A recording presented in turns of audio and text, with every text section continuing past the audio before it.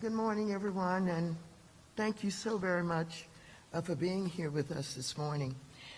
This is extraordinarily important legislation, and I want to thank the Speaker for her leadership. This is a kind of leadership that makes America great.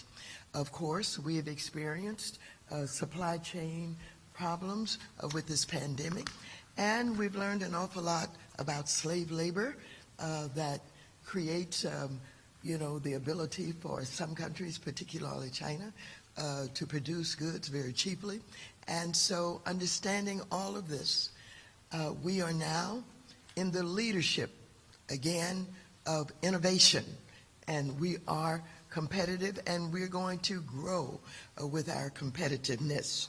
So with that, I want you to know that the America Competes Act is a transformational piece of legislation that will empower American workers and businesses.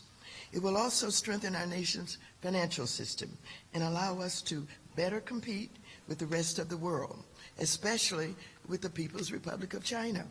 It's more important than ever that we take action to maintain our competitiveness and counter anti-competitive actions taken by the PRC.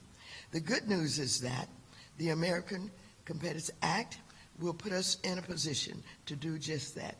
Under my leadership as chairwoman of the Financial Services Committee, our members secured provisions that protect our national security and global financial stability.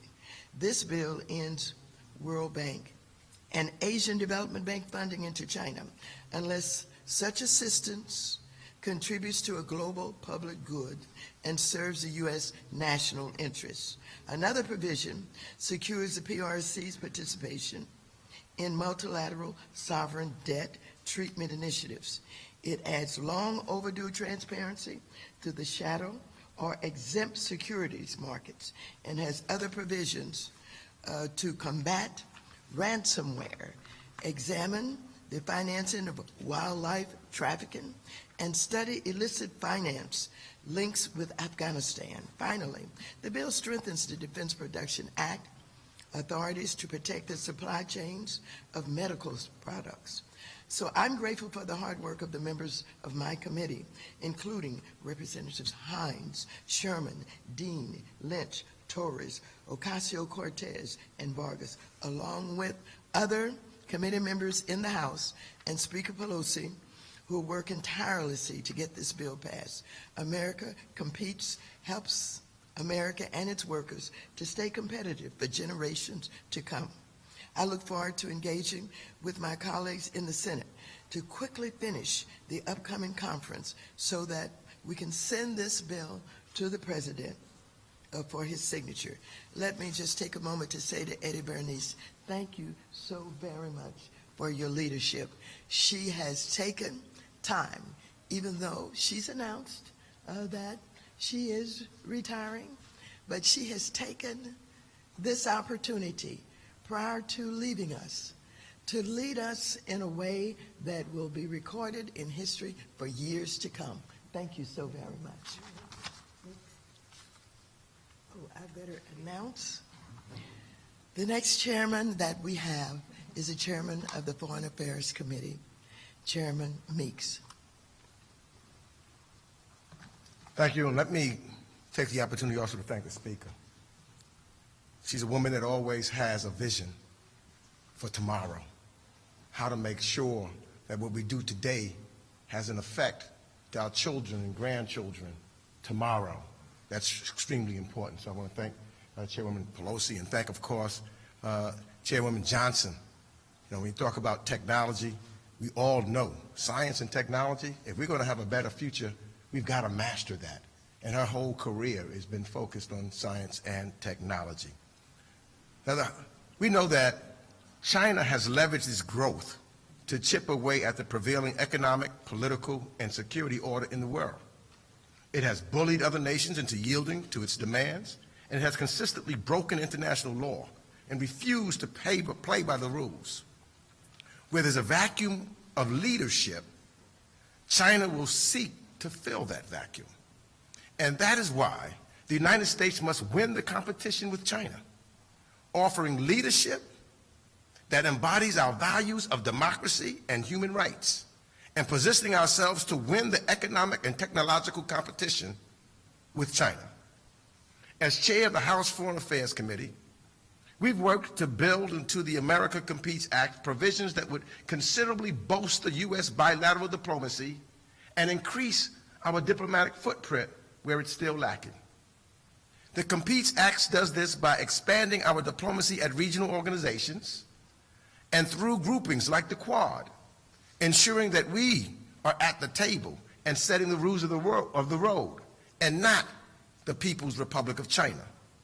It also incorporates strong provisions on human rights, including sanctions related to China's genocide in Xinjiang, refugee protections for the Uyghurs, and the Hong Kong Freedom and Choice Act. Furthermore, it bolsters our alliances and partnerships with our other ace in the hole in the competition with China. By recentering diplomacy in our foreign policy, America Competes will restore America's global credibility and our leadership. We cannot be complacent about America's economic strength and global position.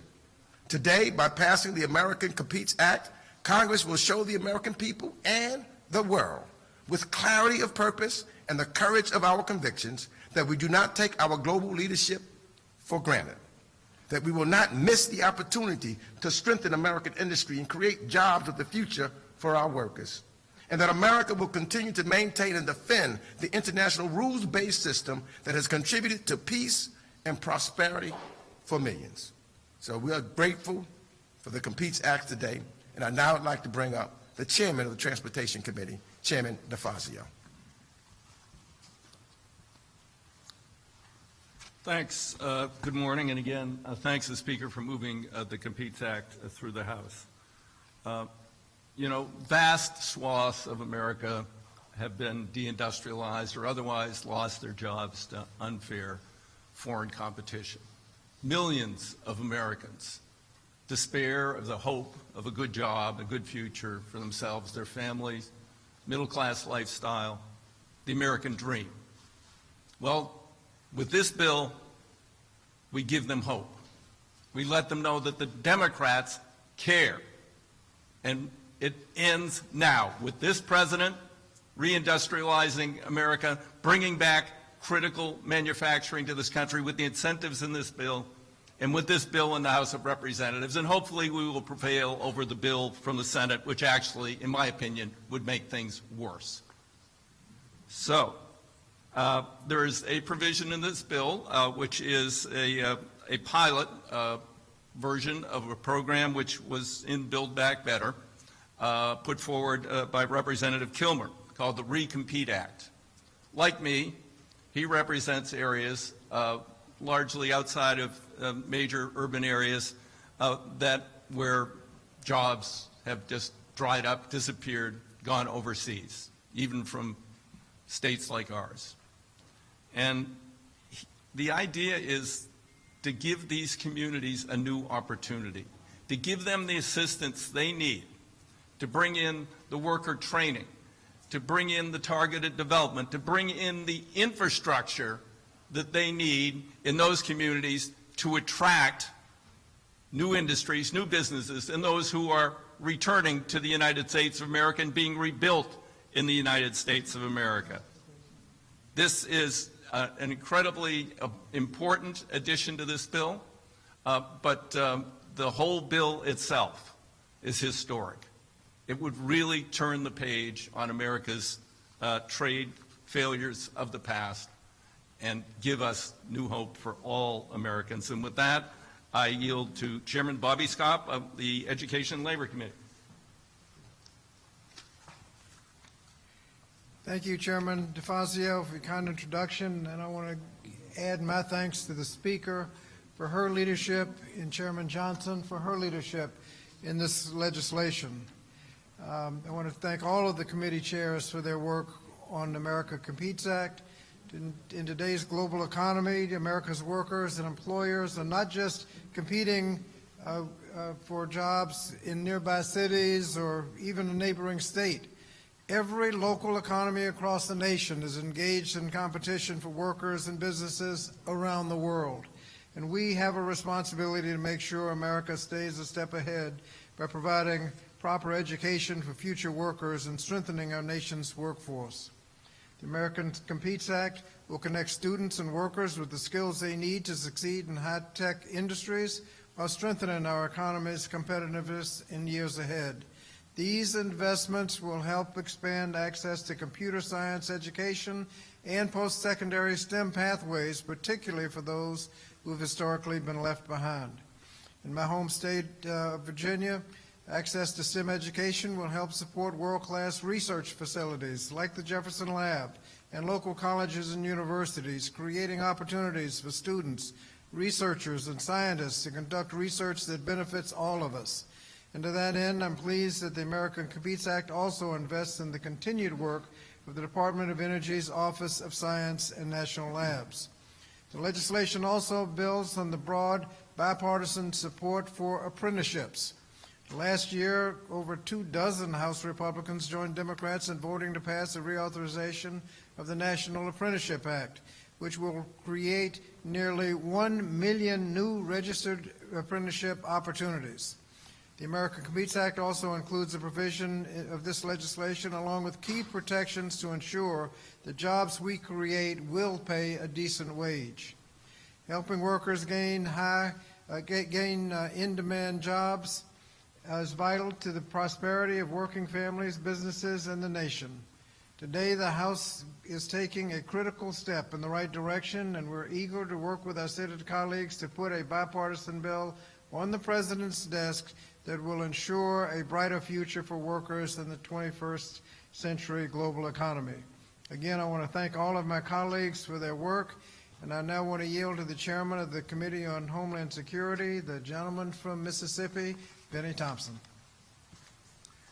Thank you very much. Let me say I associate myself with everything you've heard from all my colleagues this morning. Clearly, the Competes Act is something that's vitally needed. We have to get our competitiveness back where it used to be. We've outsourced too many of those opportunities overseas. This legislation does it. Clearly, from the Homeland Security perspective, the equipment that is now made overseas and sent back here for Americans, we need to make sure that that equipment, if possible, should be made here in America. The incentives created by this act will make that occur. So I'm excited about it. I support the effort. Believe it or not, in this environment, it's absolutely a bipartisan effort. So we don't get that many times, so people get it. I look forward to the passage of it. I support the Speaker and her leadership in this effort. And so with that, I yield back to the Speaker. Thank you, Mr. Chairman. I thank all of our chairs who presented today, as well as 3 of the members who couldn't be here. Chairman Nadler of the Judiciary Committee, Congresswoman Maloney, Chairwoman of the Oversight Committee, and Chair Grijalva of Natural Resources, all who also contributed to the excellence and success of this legislation. I feel like repeating everything you've heard, but that would be presumptuous of me. But whether it's the education of our children, the competitiveness of our workers, the resources that we need, our chairs have put out there very thoughtful proposals on how to keep America #1. Let me just close by saying this.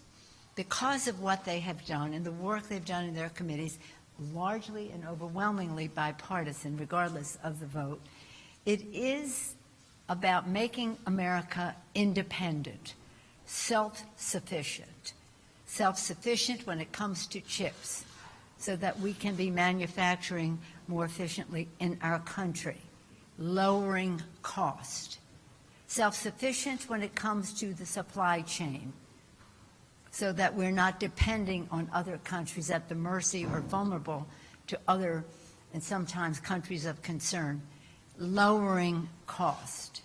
So we're raising our excellence, lowering our cost, enabling our people to participate more fully in the success and prosperity of our nation. And it would not be possible without the great intellectual resource that Eddie Bernice is, the leadership of all of our chairs, the work of so many on both sides of the aisle to make that possible. We're now going to go to the floor and shortly vote to make America independent, self-sufficient, and, again, successful. With that, I thank you all for being with us and yield back. Thank you.